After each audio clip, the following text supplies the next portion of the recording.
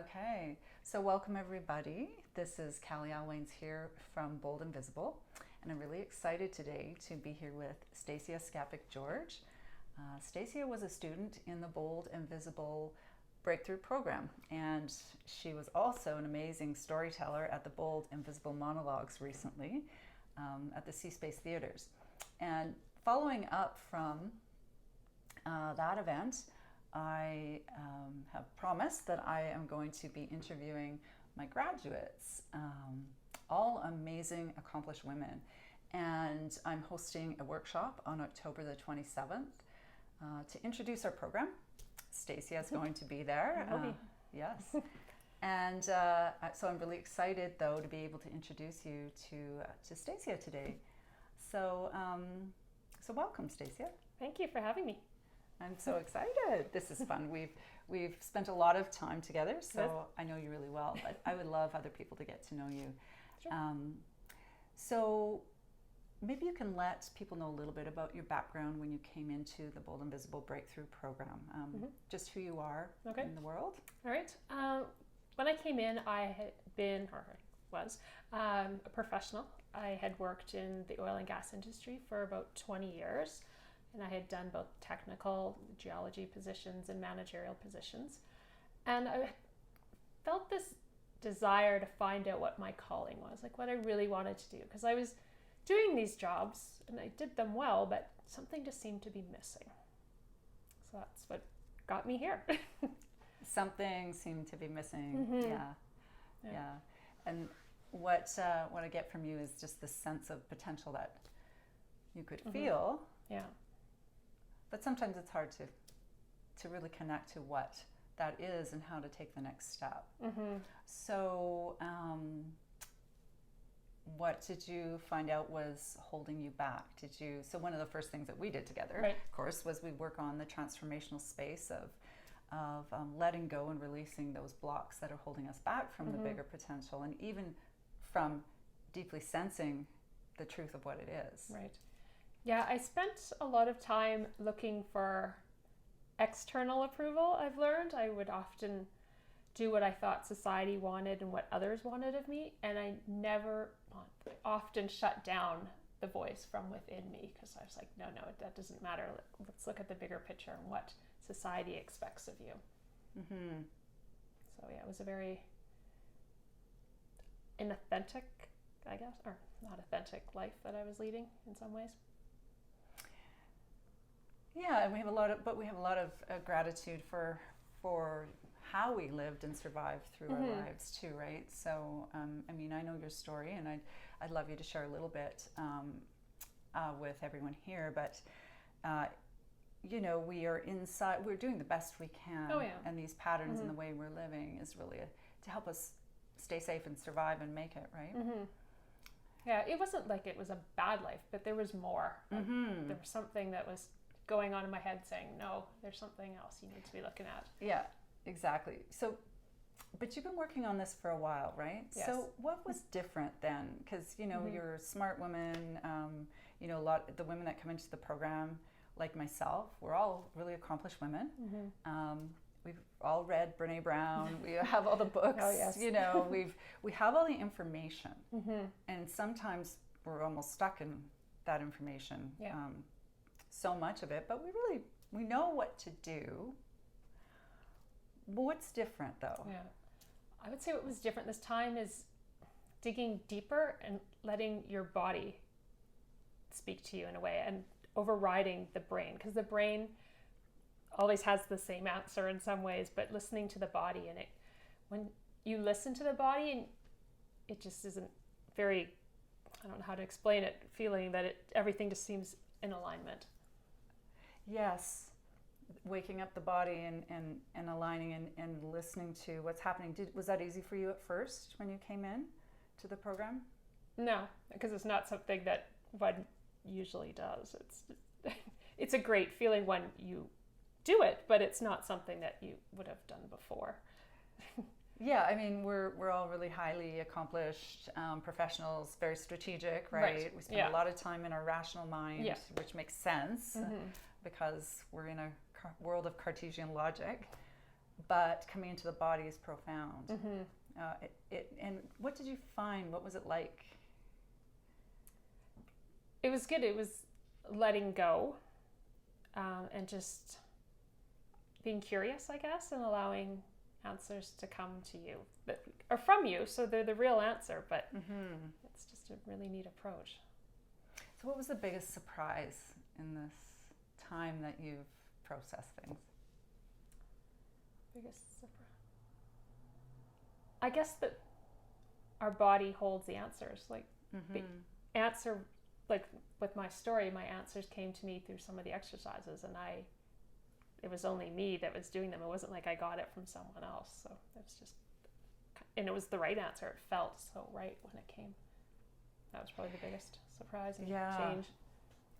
I love dropping into that place where it's just a certainty, right? Where you know that what you're speaking is truth. Yes.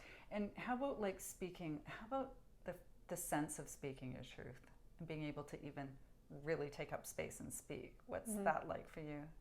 That was great. It's amazing how grounded one can feel when you're coming from that place. Like you're not afraid. It's very connected with the world. And so then, we did a lot of somatic and embodiment work, right? So there's physical work and there's behavioral, what we call behavioral somatics.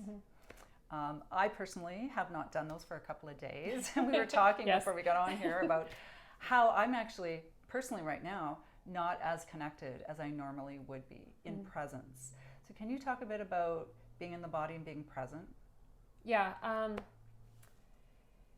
It allows you to kind of change some of your habits and the way you've approached it. You come at it from a different angle and a more open, curious approach, as opposed to, well, this is the way it's always been. This is just how it's going to continue to go. And just the answers that will come to you and the opportunities that will come are quite outstanding. Yeah. So what about that? So now the next step in our program, so the 3 steps that we do, the transformational piece about identifying our old patterns and then truly letting them go and cultivating a new way forward, as opposed to just letting something go. We need the new way. Oh yes, yeah. We did a lot of work on that. And then a lot of the embodied somatic work. And then we stepped into our story. And what was the story piece like for you? Story was good because it tied everything together and it gave me a path forward. It just didn't go, okay, well, here's all your problems that you need to deal with, but it guides you through it, which is quite amazing. Right. So what do you think is different for you now that you've stepped forward? And really, like, I remember some of the comments about your story and just how powerful that you were and how grounded you felt to the audience. We had a lot of people making comments about how much they loved your story. But going forward, what's possible for you? I've learned that I really want to help people with what I've gone through, because there's so much potential in people, but like myself, you kind of tune it out and you shut it down. But I want to help other people grow like I was able to and see what one can become and grow your confidence, which was one of my main struggles. Right. And I just find it so amazing how confident you seem to me. You are, and shining. Like, so the thing is, we can be contracted in our old stories and our old patterns and a very limited view on life, and it's actually a shape we take. It's not just our body shape, right? Our shoulders might be slightly rolled, the tone of our voice, the even how either we soften our eyes or we actually strain the muscle in our eyes, and it all goes together to how we experience life in the world. Right. But when we start to embody our truth, speak our truth, we can literally take up more space. Yeah.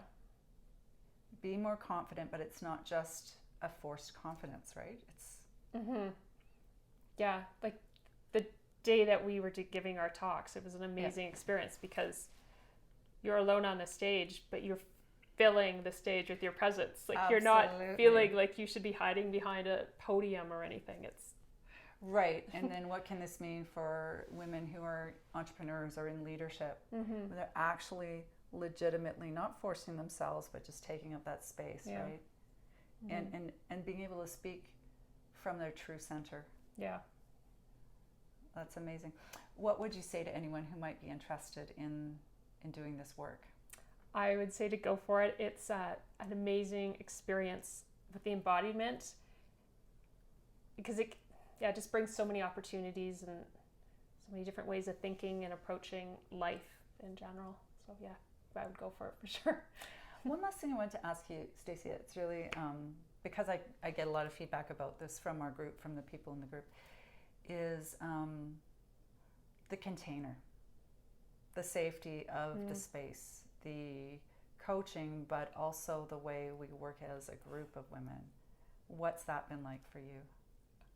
Outstanding. Like I never knew the importance of working with other women and how everyone can bring each other up. Everyone's used to working in isolation, but this, just knowing that others are helping lift you, is incredible. And it's deeply vulnerable work, right? Oh yes. But with these people, you get to a point where you feel like you've known them forever, and you can tell them anything because they won't judge you, and it's supportive. And it's something that I never would have known. Right. Yeah, we can't become ourselves in isolation. And I know that I need conscious women who have shared commitments to support each other, right? And it's a different kind of a evolutionary work, because we're willing to look at our stuff, bare ourselves, right?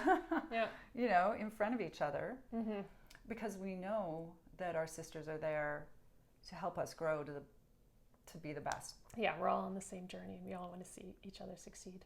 And that wasn't the last question. What was it like watching the other women transform? It was great. It was so amazing seeing what they started at and what they became, and just cheering them on and being so happy for them. It was great. Yeah, and we're still doing that, right? We're in a mastermind program together now as we go into another step. And it's almost like, no, we can't. We don't want this to end just because it's so powerful. Yeah.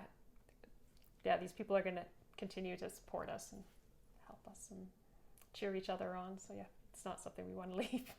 Yeah. So, and on the website, we're going to put some snippets when we get them completed of the stories, just little vignettes of it, so people can see, who weren't at the Bold and Visible monologues, can get a sense of the power that each woman brought to the stage.